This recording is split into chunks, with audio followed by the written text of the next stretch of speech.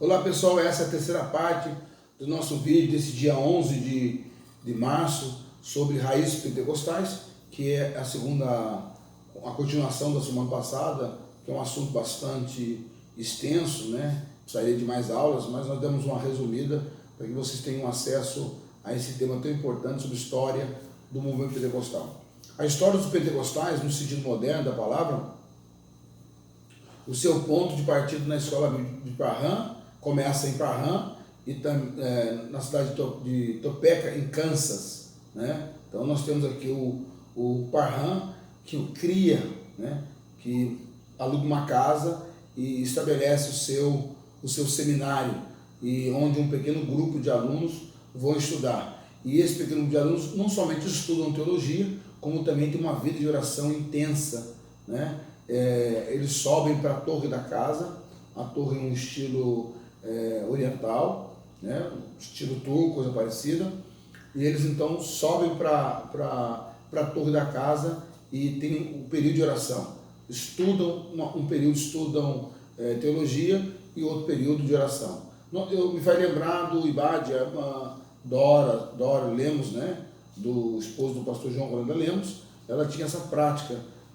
Todos os seminaristas do Ibade, todos os ibadianos, tinham os horários de oração, tinha o horário de jejum, período de jejum, tinha o culto da manhã, 7 horas da manhã, e o período de estudar a Bíblia, né, em sala de aula, as disciplinas, e fora do horário de aula, os grupos fazerem leituras junto, né? Então, no começo do Ibade, os ibadianos saíram de lá cheios da graça de Deus, fortalecidos, e nós temos histórias maravilhosas desses irmãos ibadianos, né? Hoje alguns já estão numa idade avançada, pastor João Caetano, pastor Idecaso Takayama, entre outros grandes pregadores que formaram no Instituto Bíblico das Assembleias de Deus. E lógico que essa cultura da irmã Doris, do pastor João Rolando Lemos, ela é oriunda dos Estados Unidos, até porque o próprio Parham já fazia assim: os alunos tinham o período de aula, das disciplinas, e tinham o período de oração e de jejum, né? Dentro dessa controvérsia das origens e época exata sobre Parham, né? Do movimento pentecostal, enfim, nós temos um caminho, né? Um caminho reto, um caminho sem curva, que Parham foi uma pessoa muito importante no pontapé inicial do pentecostalismo. Os comentários que eu fiz no vídeo anterior, nós podemos chamar de um pré-pentecostalismo. Agora, a ênfase do movimento pentecostal mesmo, a porta que abre, que escancara, é a partir de Parham, né? Por quê? Porque a ênfase ao dom de línguas estranhas, ela justamente acontece com Parham, ela coaduna com Parham. Os historiadores acreditam que o movimento começa em 1901, quando a Agnes é batizada com o Espírito Santo, né? Se você pode perguntar, mas ela foi a primeira, professor? É possível que tenham outros tenham sido batizado, mas registro é Agnes Osman. Ela é batizada com o Espírito Santo.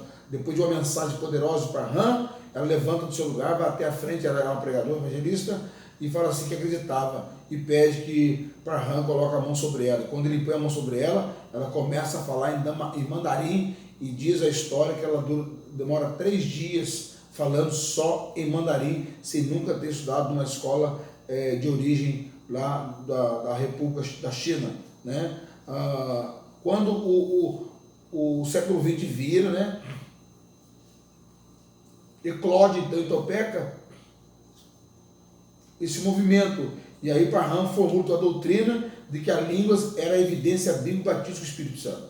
Então, nós temos aqui uma defesa de Parham em dizer que a pessoa batizada com o Espírito Santo precisava falar língua estranha.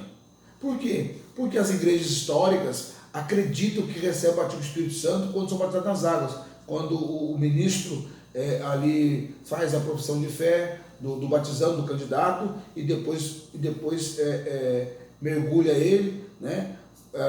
E aí, em nome do Pai, do Filho e do Espírito Santo. Então, com com essa invocação da Trindade em nome do Pai. Eu te batizo em nome do Pai, do Filho e do Espírito Santo. Acredita-se que a pessoa é batizada com o Espírito Santo. E agora vem para antes que não, que o batismo com o Espírito Santo só é considerado batismo com o Espírito Santo quando a pessoa fala línguas estranhas. Sem língua estranha não é batismo com o Espírito Santo.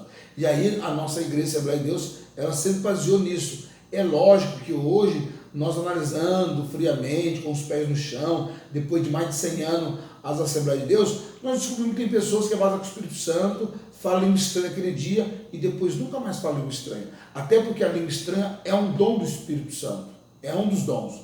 Então, ou seja, a pessoa fala língua estranha, a pessoa foi batizada, tem um fruto digno do batismo com o Espírito Santo, mas não fala língua estranha. Então, nem todos são batizados com o Espírito Santo, tem o dom de línguas estranhas. Mas para Abraham, ele defendia com ênfase que a evidência bíblica do batismo do Espírito Santo era o falar em outras línguas. Por quê? Porque lá no Atos dos Apóstolos, todos falaram em línguas estranhas, né? O Espírito desceu como um vento veemente, línguas repartir fogo, foi distribuído por todos, e todos falavam línguas estranhas. Então o Abraham vai se basear nesse ponto, de que para ser batizado com o Espírito Santo, precisa falar línguas estranhas. Até hoje a nossa igreja Assembleia de Deus, ela se baseia nisso. Para a pessoa ser batizada com o Espírito Santo, ela tem que falar língua estranha. E quando a pessoa não fala língua estranha, os pastores orientam que tem que buscar a renovação do dom de línguas estranhas. Então, quando o fato de ensinar que a língua estranha era uma concessão divina de idiomas humanos, com vista à evangelização, então, ou seja, dentro dessa experiência de Agnes Osman, então nasce uma coisa interessante. Abraham vai acreditar que o Espírito Santo estava dando aos irmãos a capacidade de falar línguas de outro país.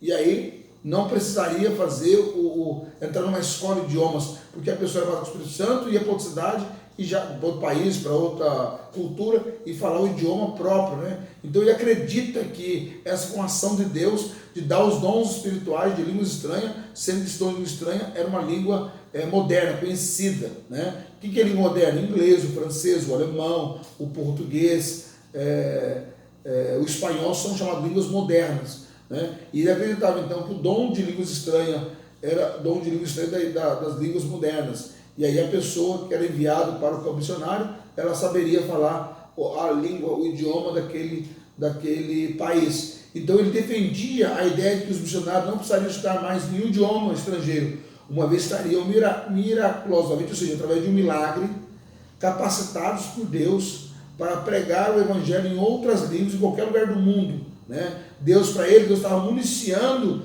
os missionários com o dom de línguas estranhas, e esse dom de língua estranha seria o dom de uma língua conhecida, de um vernáculo conhecido, municiando-se a nova teologia.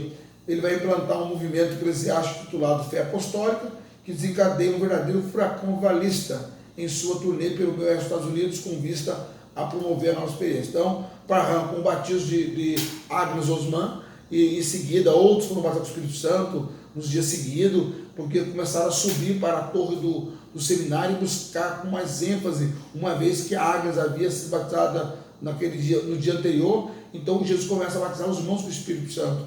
E aí Abraham faz uma festa dizendo que agora os missionários não precisariam entrar mais em escola de idioma para poder pregar em outro país, porque o Espírito Santo estava ensinando os irmãos a falar outro idioma, né? Então, dentro desse contexto, nós podemos dizer então, que o pentecostalismo moderno ele vai nascer lá em Abraham, no seminário de Abraham, tá? Que tem muito mito cercando. O próprio Seymour vai ser apresentado por uma pastora afrodescendente para Abraham, e Abraham vê em Seymour uma vontade de aprender a palavra de Deus. Aí vão dizer que Seymour estudou os 4 anos do lado de fora da sala, em pé, sem poder entrar, por causa do racismo. Realmente, na época havia o racismo, mas isso é mito, porque Seymour, ele estudou, e não foi 4 anos, foi um período curto, né? Meses, e Abraham foi muito cuidadoso. Abraham vai colocar uma cadeira num cômodo onde tinha abertura para a sala. Então o professor dava aula numa sala e Parham, na outra sala, sentado, tranquilinho, aprendendo, tinha o acesso às aulas expostas no seminário de Parham. Deus abençoe, até o próximo vídeo.